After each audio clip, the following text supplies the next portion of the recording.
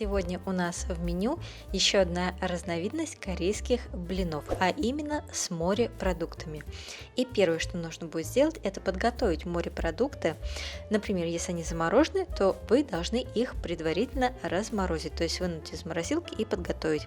Морепродукты могут быть кальмары, креветки, мидии или моллюски. На 2 блина я буду приводить все пропорции. Нужно морепродуктов 150-200 грамм. И кальмары я не смогла приобрести, не было такого микса морепродуктов, и поэтому приобрела только креветки и мидии. После того, как они разморозились, их нужно будет прополоскать в холодной воде. Прополоскать — это, конечно, такое условное обозначение, просто погружаем их в холодную воду, вот так вот немного и выдерживаем, и затем кладем на друшлаг, чтобы с них стекла вода, лишняя жидкость. Если нужно, по необходимости удалите загрязнения или же ненужные части, если такие вдруг будут, то есть если недостаточно хорошо будут почищены морепродукты.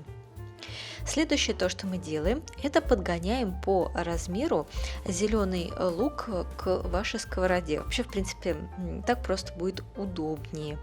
То есть мы замеряем диаметр сковороды и лук вот таким вот образом, и затем просто обрезаем часть, которая не помещается. 200 грамм зеленого лука где-то на 2 таких корейских блина вам потребуется. Остатки зеленого лука, вот кончики, которые остались, их мы мелко нарезаем тонкими кольцами. И также 1 красный перец чили.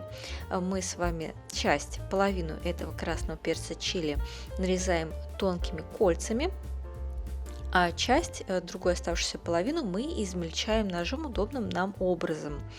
И вот эту измельченную часть красного перца чили мы будем использовать для диппинг-соуса. Поэтому мы ее закладываем в какую-нибудь пиалу, удобную для перемешивания, и туда же мелко нарезанный зеленый лук. Добавляем в это соевый соус 4 столовые ложки. Это основа диппинг-соуса. И затем добавляем мирин, рисовое вино, 1 столовую ложку. Если этого нет ингредиента, то его можно пропустить. И также добавляем уксус 1 столовую ложку. Конечно, лучше рисовый уксус, если нет, то можно яблочный. Сахар пол чайной ложки. И теперь нам нужно все это хорошо перемешать так, чтобы добавленный сахар растворился. И оставляем соус пока в сторону. Теперь займемся непосредственно блинным тестом. Вообще в Корее для приготовления блинов используют пучимкару. Это корейская смесь для блинов. Она нужна нам будет 150 грамм. Но если вы ее не можете купить, она обычно продается в магазине корейских продуктов, то я как поступаю? Я использую пшеничную муку и крахмал в соотношении 1 к 1. То есть 75 грамм муки и 75 грамм картофельного крахмала. В данном случае мука пшеничная. Можно, в принципе, использовать и только муку, если нет крахмала. Или же можно также использовать кукурузный крахмал взамен картофельного. Добавляем немного черного молотого перца, щепотку и щепотку соли, если вы используете муку и крахмал. Теперь мы хорошо перемешиваем между собой данную смесь, и нужно будет добавить воду. Около 150 мл на используемые пропорции. Но вообще, если у вас другое количество блинов, то пропорция мука-вода идет у нас 1 к 1. Лучше всего добавлять воду не сразу, а постепенно, потому что жесткость воды, качество муки, оно всегда разное, поэтому добавляем воду по чуть-чуть, чтобы достигнуть нам нужной консистенции.